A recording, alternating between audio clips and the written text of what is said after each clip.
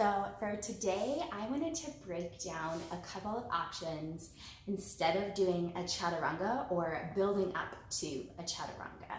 So I'm gonna walk through 3 different options that you can do either instead of or while you're trying to build up the strength to do a chaturanga.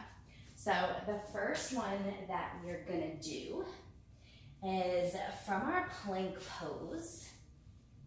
We're gonna keep our elbows tight to our side, just like we would in a chaturanga, but we're gonna lower all the way down to our belly. So nice and slow, lowering all the way down, and then you can untuck your toes. So that is the first option instead of doing a chaturanga during a vinyasa. So our second option, starting back in our plank from here, as you start to build up some of your strength, you can drop down to your knees and then lower halfway down, just like we would in our chaturanga. Notice how I'm still looking forward. My neck and my spine are in one long line. My elbows are still tight to my side, and I can hold here. And then you can press back up to your plank. Now our third option here that you can work on, I'm going to utilize some blocks. So if you have some blocks at home, they can be super helpful. If not, totally okay. You can also use pillows or like a rolled up blanket or something in its place.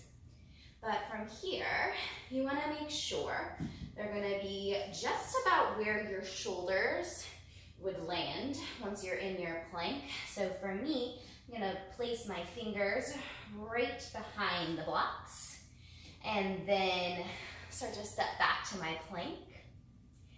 And then just like we would do for our normal chaturanga, you shift your weight forward. And then as you exhale, slowly lower, elbows tight to your side. But then this time you come down and you let your shoulders rest on the blocks. So from here, you can start to build up your strength, because you're holding up your body a little bit with your hands, but you're also utilizing the block to help build up your strength. You can also do the same thing here with your knees down, keeping that core tight. And then you press back up to your plank. And there you have it. 3 options that you can do instead of or as you're building up to a chaturanga. Again, that's all the way down to the ground, still keeping those elbows tight to your side. You can drop your knees down, keeping your elbows tight to your side, which is going halfway.